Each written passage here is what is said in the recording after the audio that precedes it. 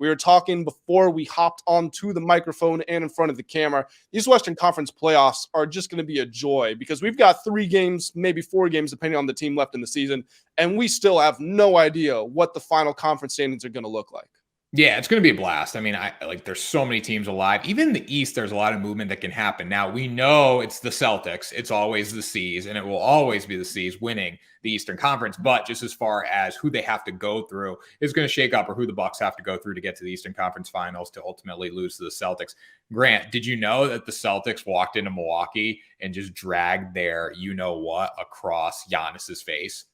Tanner, I'm not going to call you a national champion, but I am absolutely going to praise your Boston Celtics here because I have been skeptical of them pretty much ever since the calendars turned, and with good reason. I thought that I was making some valid criticisms, but the Boston Celtics against the Milwaukee Bucks in games where both Jaylen Brown and Jason Tatum play, they are 2-0, and in those 2 games, Brown and Tatum are averaging 70 points. And we saw when Giannis had a 40-something point, 22 rebound game in that closeout game 6 of the playoffs last year, Jason Tatum went right back at him with a 40 ball of his own. They've proven that they can go toe-to-toe with this Bucks team. And I was worried about other factors, like their net rating was dropping and they weren't executing. There's some questionable rotational decisions by Joe Mazzulla. Guess what? Over the last 15 games, and you can shrink it down to 10 games, Celtics number 1 in the league in net rating. Those mid-season sort of worries that popped up, they're all but gone. And we can take it a step further. They're 3-0 against the 76ers this season.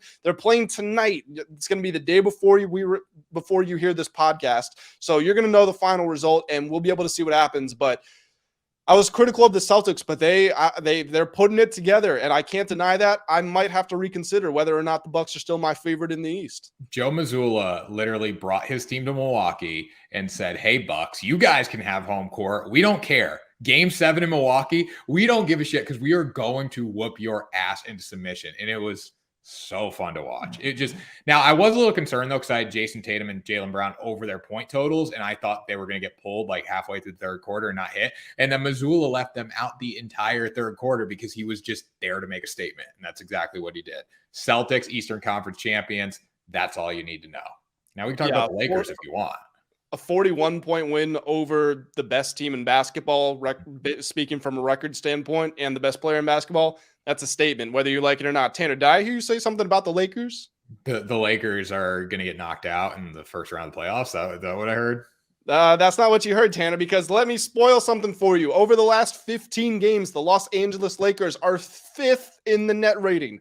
I know it's cool to judge them and make fun of them because LeBron is old and Anthony Davis is injured all the time. And it's the Lakers, and we're tired of talking about them. And the bubble championship was a Mickey Mouse ring and all this stuff. Guess what? This is a very good basketball team. Tanner, let me give you this. You ready for this? Yeah. The team with the best winning percentage in basketball, 72%, the Milwaukee Bucks. The team with the second best winning percentage in basketball, the Boston Celtics, 69%. The team with the third best winning percentage in basketball, 68%. Who is it? Is it the Nuggets? Is it the Grizzlies? Is it the 76ers? It's the Los Angeles Lakers since the trade deadline. Since they got rid of Russell Westbrook, this team is 15-7. They are winning a lot of games, and they were doing it without LeBron. They were and are doing it without D'Angelo Russell. He didn't play in the second half of the last game. When those 3 are together, they have a great record even without him, but when they're together, they're 6-0. They have the best net rating of any core 3 in the NBA. And earlier, a couple of games ago, I haven't checked to see if that's still the case, but it was the best net rating of any core trio in the history of the National Basketball Association.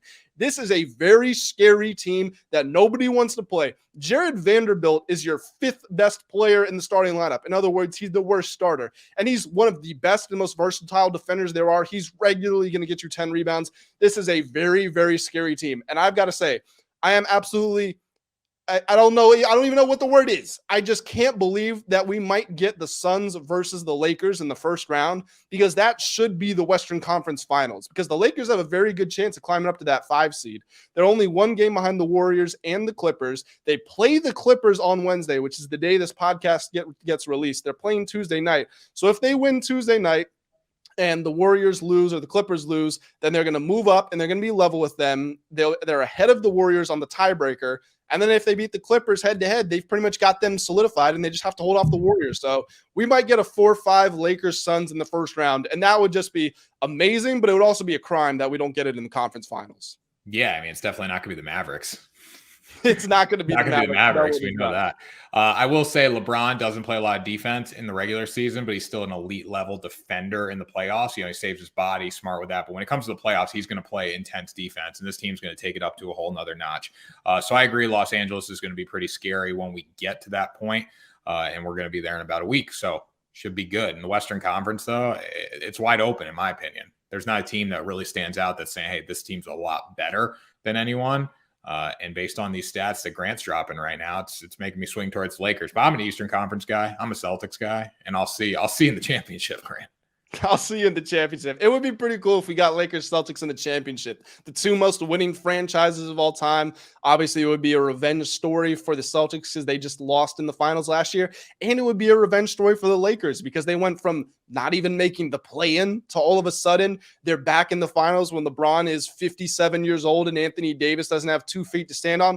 That would be pretty cool. I am actually honestly hoping that is the matchup. And it's going to give us some good content for the show. Yeah, I mean, Boston, LA, too. That's what you want. You don't want like mid-major market versus big market. You want big market versus big market. So that would be pretty cool if we get it. The Western Conference, the Eastern Conference is going to get shaken up. But in the end of the day, the only thing that's certain is the Celtics are coming out of the East, Grant. That's what we know going into it.